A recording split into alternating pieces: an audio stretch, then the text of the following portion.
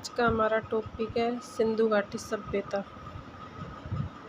आद्य इतिहास का मतलब होता है वह काल जिसके लिखित साक्ष्य मौजूद है लेकिन उन्हें पढ़ा नहीं जा सकता, वह आद्य ऐतिहासिक काल में आता है। यह है सिंधु घाटी सभ्यता जो हमारा आज का टॉपिक है। इसकी लिपि है भाव चित्रात्मक लिपि है या सर्पिलाकार लिपि या गोमूत्री लिपि। इसे ब्रुष्टोफेदन या ब्रुष्टोफेदन कहते हैं। यह लिपि दाएं से बाएं फर्स्ट लाइन में लिखी जाती है, दाएं से बाएं और बाएं से दाएं लिखी जाती है, बाएं से दाएं दूसरी लाइन में। इस लिपि में जैसे कि यहाँ से लिखना स्टार्ट किया, फिर यहाँ से लिखना स्टार्ट किया, फिर यहाँ से लिखना स्टार्ट किया। और इस लिपि में 64 मूल चिन्ह है, जबकि 250 400 तक चित्राक्षर है बने हुए। प्रथम बार वेडन महोदय के द्वारा पढ़ने का प्रयास किया गया था, लेकिन इन्हें क्या सफलता प्राप्त नहीं हुई थी। इस लिपि के प्रथम साक्ष्य है हड़प्पा में एक कब्रिस्तान मिला है जो एच आकृति का है और यहाँ पे मोहरें भी मिली थी। सिंधु का अतीत क्या है? अब तक कुल 4 सभ्यताएं प्रकाश में आई है सिंधु घाटी सभ्यता की। मेसोपोटामिया सभ्यता दजला फरात नदी के किनारे है, यूफ्रेटिस व टिग्रिस नदी। संसार की सबसे प्राचीन सभ्यताएं मिस्र की सभ्यता नील नदी के किनारे जो 5000 ईसा पूर्व से 5500 ईसा पूर्व की है। और सिंधु घाटी सभ्यता सिंधु नदी के किनारे स्थित है। और चीन देश की सभ्यता या हांगकांग या पीली नदी भी कहते हैं। 4 सभ्यताएं हैं जो सबसे प्राचीन सभ्यता है मेसोपोटामिया की सभ्यता।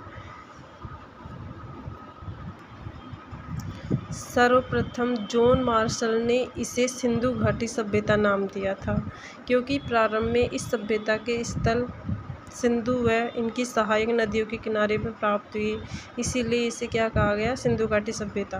परंतु जब दक्षिण भारत में इस सभ्यता के स्थल मिले तो सबसे पहले उत्खनित स्थल हड़प्पा के नाम पर इसे हड़प्पा सभ्यता कहा गया। पहले इसे सिंधु घाटी सभ्यता कहा गया और बाद में इसे हड़प्पा सभ्यता भी कहा गया, क्योंकि जो पहला स्थान प्राप्त हुआ था वो हड़प्पा।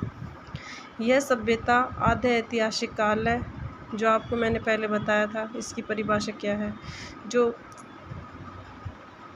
काल यह सभ्यता आद्य ऐतिहासिक काल की सभ्यता है, अर्थात इसके लिखित में तो साक्ष्य उपलब्ध है परंतु इन्हें वर्तमान में पढ़ा नहीं जा सकता।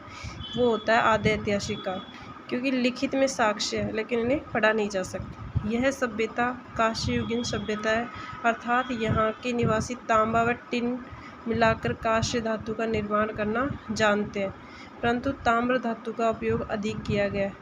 सभ्यता है कांस्ययुगीन सभ्यता, क्योंकि उस टाइम पे तांबे और टिन को मिलाकर कांस्य धातु का निर्माण किया गया, इसीलिए इसे कांस्ययुगीन सभ्यता कहा गया, लेकिन सर्वाधिक उपयोग तांबे का किया गया है। गोल्डन चाइल्ड ने अपनी पुस्तक द अर्बन रिवोल्यूशन में सर्वप्रथम इस सभ्यता को नगरीय क्रांति का नाम दिया गया था। किसने दिया था नगरीय क्रांति? गोल्डन चाइल्ड ने अपनी पुस्तक में द अर्बन रिवोल्यूशन में। 1826 में चार्ल्स मेसन 1826 में चार्ल्स मेसन ने हड़प्पा नामक स्थल गए और 1842 में नरेटिव जर्नी नामक लेख में यहाँ लिखा कि हड़प्पा वो स्थल है जहाँ 325 ईसा पूर्व में सिकंदरा पोरस के मध्य युद्ध हुआ था। ये लिखा था नैरेटिव जर्नी नामक लेख में। 1853, 1856 और 1873 में अलेक्जेंडर कनिंघम ने भी हड़प्पा की यात्रा की थी।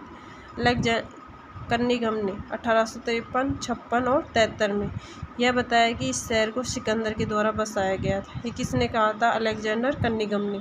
1919 और 1920 में पाकिस्तान के सिंधु प्रांत में रेलवे निर्माण के समय ईंटों के बने घर प्राप्त हुए थे।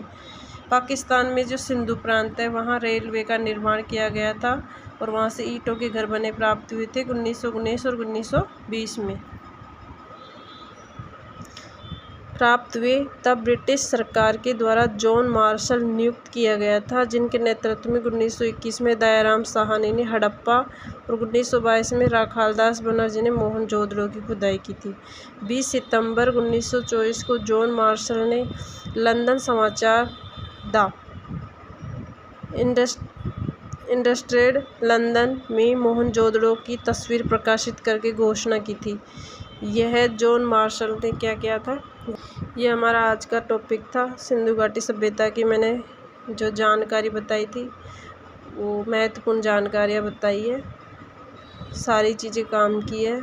और मेरे चैनल में अगर मेरा जो मैटर अच्छा लगा हो तो मेरे चैनल को आप सब्सक्राइब करें, लाइक करें, शेयर करें, कमेंट करें। Thank you so much.